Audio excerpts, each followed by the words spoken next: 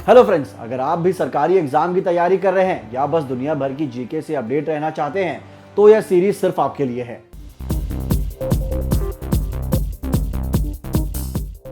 अक्सर स्टूडेंट्स के पास मोटी मोटी किताबें और लंबे न्यूज़पेपर पढ़ने का समय नहीं होता है, इसलिए मैं आपके लिए लेकर आया हूं जीके का डेली डोज।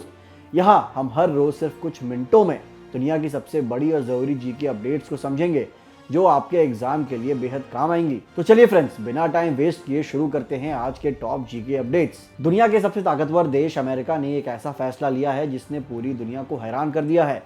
राष्ट्रपति डोनाल्ड ट्रंप ने एक झटके में 66 अंतर्राष्ट्रीय संगठनों से बाहर निकलने का ऐलान कर दिया है। जी हाँ, आपने सही सुना, अमेरिका अब दुनिया के 66 बड़े संगठनों का हिस्सा नहीं रहेगा। 7 जनवरी 2026 को राष्ट्रपति ट्रंप ने एक बड़े कार्यकारी आदेश यानी एग्जीक्यूटिव ऑर्डर पर साइन किए और इन संस्थानों से अमेरिका का नाता तोड़ दिया। अब सवाल यह है कि आखिर ट्रंप ने ऐसा क्यों किया। तो दोस्तों, प्रशासन का कहना है कि ये संगठन अमेरिका के काम के ही नहीं है। उनका मानना है कि इनमें से ज्यादातर संस्थाएं जो खास तौर पर संयुक्त राष्ट्र यानी यूनाइटेड नेशन से जुड़ी हैं, अमेरिका का पैसा बर्बाद कर रही हैं। ट्रंप सरकार के मुताबिक ये संगठन अब पुराने हो चुके हैं और अमेरिका के हितों के खिलाफ काम कर रहे हैं। इनमें मुख्य रूप से वो संस्थाएं शामिल हैं जो जलवायु परिवर्तन, मजदूरों के हक और जो दुनिया भर में सलाह देने का काम करती हैं। ट्रंप का ये कदम साफ संदेश देता है कि अब अमेरिका ग्लोबल होने के बजाय सिर्फ अपने देश के फायदे पर ध्यान देता है। दोस्तों, क्या आप जानते हैं कि इंडियन रेलवे अब दुनिया के सबसे बड़े बिजली से चलने वाले रेल नेटवर्क में शामिल हो गया है। नवंबर 2025 के ताजा आंकड़ों के मुताबिक भारत का करीब 99% रेल नेटवर्क अब पूरी तरह बिजली से लैस हो चुका है। यह सफर इतना आसान नहीं था। जो काम पिछले 100 सालों से बहुत धीरे धीरे शुरू हुआ था, उसने पिछले 10 सालों में गजब की रफ्तार पकड़ी है। आज भारत की लगभग हर ट्रेन, चाहे वो सवारी गाड़ी हो या मालगाड़ी, अब बिजली की ताकत से दौड़ रही है। लेकिन ये बदलाव हमारे लिए इतना जरूरी क्यों है? इसके 3 बड़े कारण हैं दोस्तों। सबसे पहला है रफ्तार और सुविधा, यानी अब ट्रेनें पहले से ज्यादा तेज और बिना रुकावट के चल सकेंगी। इसके बाद आता है प्रदूषण से मुक्ति, यानी डीजल इंजनों का इस्तेमाल कम होने से हमारे पर्यावरण को बहुत फायदा होगा। और इसके बाद आता है बचत, जिसमें विदेशों से डीजल खरीदने का अरबों रुपए का खर्च अब बचेगा और देश आत्मनिर्भर बनेगा। भारत में बिजली से ट्रेन चलने का सपना आज से पूरे 101 साल पहले यानी 1925 में सच हुआ था। पहली इलेक्ट्रिक ट्रेन तब के बॉम्बे वीटी, जो अब मुंबई की सीएसटी स्टेशन से कुर्ला हार्बर के बीच चली थी। भले वो एक छोटा सा सफर था, लेकिन उसने भारतीय रेल के भविष्य की नींव रख दी थी। हैरानी की बात तो यह है कि शुरुआत में यह रफ्तार बहुत धीमी थी। जब हमारा देश आजाद हुआ तब पूरे देश में केवल 388 किलोमीटर रेल लाइन ही थी। उस वक्त ज्यादातर ट्रेनें कोयले या डीजल के धुएं के बीच ही चलती थी। आजादी के दशकों बाद भी बदलाव बहुत धीमा रहा, यहाँ तक कि साल 2000 तक पहुँचते पहुँचते भी भारत का केवल 25% रेल नेटवर्क ही बिजली से जुड़ पाया था। लेकिन असल जादुई बदलाव तो पिछले कुछ सालों में आया है। हैरानी की बात तो यह है कि शुरुआत में यह रफ्तार बहुत धीमी थी। जब हमारा देश आजाद हुआ तब पूरे भारत में केवल 388 किलोमीटर रेल लाइन पर ही बिजली थी। उस वक्त ज्यादातर ट्रेनें कोयले या डीजल के धुएं के बीच ही चलती थी। आजादी के दशकों बाद भी बदलाव बहुत धीमा रहा, यहाँ तक कि साल 2000 तक पहुँचते पहुँचते भी भारत का केवल 25% रेल नेटवर्क ही बिजली से जुड़ पाया था। लेकिन असल जादुई बदलाव तो पिछले कुछ सालों में आया है, जिसने 100 साल के इतिहास को ही बदल कर रख दिया है। दोस्तों, राजस्थान के नागौर जिले की शान नागौरी अश्वगंधा को अब केंद्र सरकार ने जीआई टैग दे दिया है। अब आप सोच रहे होंगे कि इस टैग का क्या मतलब है, तो आसान भाषा में समझिए। अब नागौर के अश्वगंधा को पूरी दुनिया में एक अलग और खास पहचान मिल गई है। ये मारवाड़ के किसानों के लिए किसी ऐतिहासिक जीत से कम नहीं है। अब दुनिया भर के बाजारों में इस अश्वगंधा को इसके असली नाम और शुद्धता के लिए जाना जाएगा।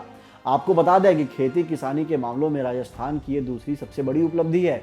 इससे पहले सोजत की मेहंदी को ये गौरव मिल चुका है और अब नागौरी अश्वगंधा भी उस खास लिस्ट में शामिल हो गया है। इस टैग से न केवल खेती को बढ़ावा मिलेगा, बल्कि स्थानीय किसानों की कमाई में भी बहुत बड़ा उछाल आएगा। अश्वगंधा को मिले इस जीआई टैग का असली फायदा क्या होगा दोस्तों, चलिए आसान भाषा में समझते हैं। एक्सपर्ट्स का मानना है कि इस टैग के मिलने से अब कोई भी नागौर का नाम का गलत इस्तेमाल नहीं कर पाएगा। अब दुनिया के किसी भी कोने में नकली अश्वगंधा को नागौरी कहकर नहीं बेचा जा सकता है।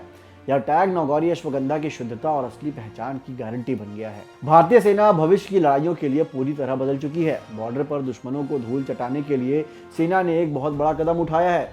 दोस्तों, आधुनिक युद्ध की जरूरतों को देखते हुए इंडियन आर्मी ने अपनी एक नई और बेहद ताकतवर यूनिट तैयार की है, जिसका नाम रखा गया है भैरव फोर्स। ये कोई मामूली फोर्स नहीं है। सेना ने अपने अलग अलग यूनिट से 1 लाख से ज्यादा ऐसे जवानों को तैयार किया है जो ड्रोन चलाने में एक्सपर्ट हैं। यानी अब हमारे पास 1 लाख ड्रोन एक्सपर्ट्स की एक विशाल फौज है। लेकिन भैरव फोर्स खास क्यों है? इसे खास तौर पर उन इलाकों के लिए बनाया गया है जहां खतरा सबसे ज्यादा होता है। ये फोर्स बहुत ही तेज रफ्तार और हाईटेक तकनीक के साथ हमला करने और दुश्मन के ड्रोन को मार गिराने में माहिर है। अब आप सोच रहे होंगे कि इन यूनिट्स की जरूरत क्यों पड़ी।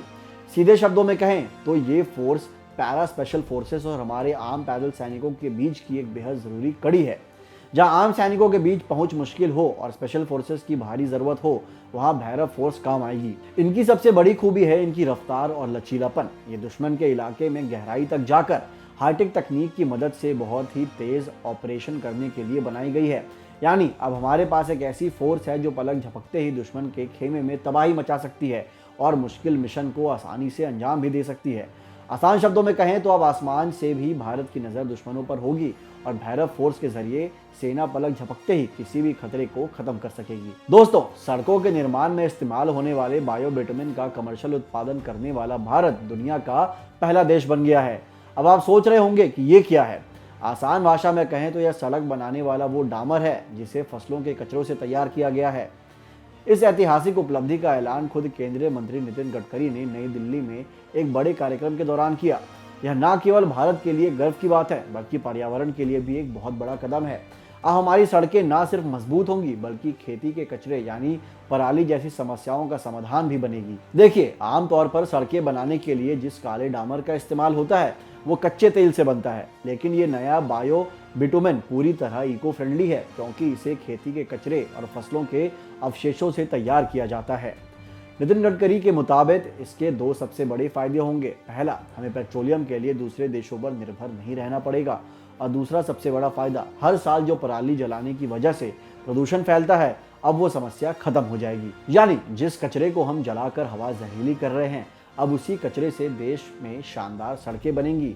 ये प्रदूषण से लड़ने और विकास को बढ़ाने का एक मास्टर प्लान है। तो दोस्तों, ये थे आज के वो टॉप अपडेट्स जो आपके आने वाले एग्जाम के लिए बहुत ज़रूरी है। उम्मीद है कि जीके का डेली डोज का आज का यह सेशन आपके लिए काफ़ी मददगार रहा होगा।